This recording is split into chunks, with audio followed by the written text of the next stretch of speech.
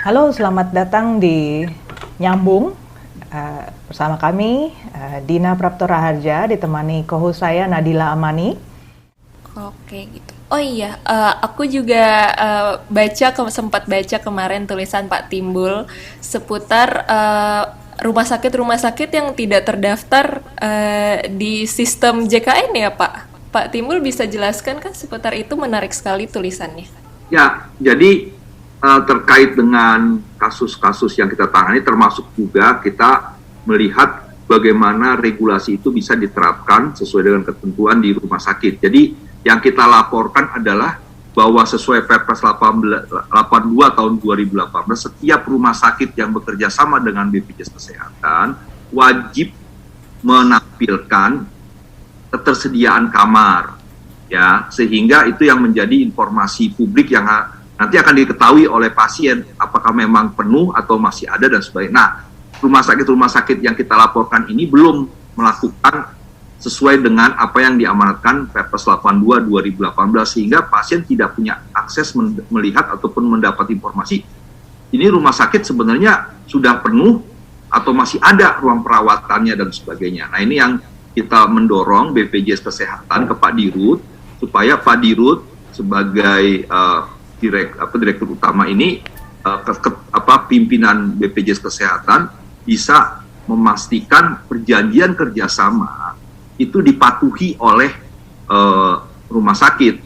Salah satu isi atau materi daripada perjanjian kerjasama adalah mematuhi segala regulasi yang ada di Republik ini, ya, salah satunya di Perpres 82 tahun 2018. Nah, ini yang memang kita dorong sehingga supaya BPJS memastikan rumah sakit yang kita laporkan ini memampang gitu informasi soal ketersediaan ruang perawatan sebagainya.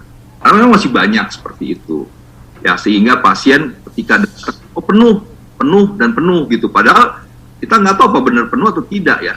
Pernah ada kasus, ya, di rumah sakit dibilang penuh karena si pasien keluarganya lapor. Saya bilang udah, coba datang aja, cari aja dulu ke atas, anggap aja kita kalau ditanya satpam bilang kita keluarga pasien inilah gitu. Nah, kalau memang ada kamar, foto dan nanti kasih kepada resepsionis di bawah.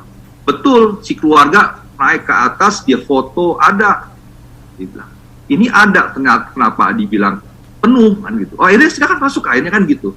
Nah, jadi ini pun sebuah hal yang memang tidak perlu dilakukan, harus dilakukan, ya, melakukan diskriminasi akses gitu, ya. Pasien umum dibuka ruangnya, pasien BPJS harus mengantri gitu, ya.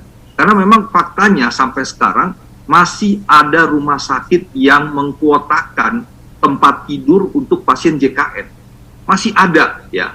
Walaupun kalau ditanya dia bilang nggak ada, tapi faktanya masih ada. Nah, ini yang kita bilang pasien umum atau pasien JKN itu harus mendapatkan pelayanan yang sama, tidak boleh diskriminasi.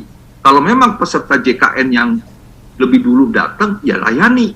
Jangan juga dinomor duakan, pasien umum didulukan gitu. Nah, ini yang terjadi praktek di lapangan seperti itu. Dan kalau saya bilang tadi masih ada terjadi, sehingga peserta tidak memiliki akses pengetahuan tentang ruang perawatan yang masih kosong, kelas berapa aja dan sebagainya. Nah, itu harus dipampang, ya, seperti itu. Walaupun apakah memang pas dipampang juga real fakta yang ada belum tentu juga. Jadi ada yang kosong dia input, ada pasiennya. Jadi ini persoalan yang mengakses informasi itu, yang menginput informasi itu kan ya rumah sakit gitu. Nah, ini juga kan artinya bukan menjadi jaminan apa yang dipampang dalam papan informasi itu, ya, benar gitu, ya. Tapi kita positive thinking aja, paling tidak rumah sakit harus menampilkan ketersediaan ruang perawatan yang kosong, berapa, kelas 1 berapa, kelas 2 berapa, kelas 3 berapa, VIP berapa, VVIP berapa, karena itu semuanya harus terbuka untuk publik, ya. Itu akses yang harus dibuka kepada publik. Iya, setuju ya Pak. Apalagi kalau aku baca dari tulisan Pak Timbul lumayan banyak ya Pak. Ada 12 Vaskes yang tidak mengisi atau menyampaikan update data kepada masyarakat dari total 75 Vaskes. Ya. Di Jakarta ya Pak, itu di Jakarta doang. Ya. Nah, itu daerah Tangerang juga dan sebagainya. Iya. Jadi memang regulasi itu kan harus dijalankan karena itu mengikat kepada rumah sakit dan BPJS Kesehatan. Ya, jadi itu menjadi hal yang sangat penting supaya peserta ya tahu gitu.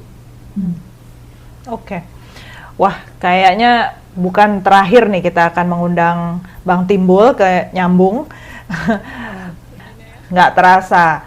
Jadi mungkin ya intinya sebenarnya baik saya, baik Bang Timbul, kita sama-sama ingin JKN itu betul-betul bisa meningkat terus ya mutu layanannya, karena itu juga satu hal yang menandai tercapai tidaknya waktu JKN itu dilahirkan, target-target sasarannya apa aja. Nah, kita belum sempat ngomong panjang soal BPJS Ketenagakerjaan, lain kali kita bahas ya Bang ya dalam pertemuan berikutnya. Terima kasih banyak Bang Timbul untuk waktunya.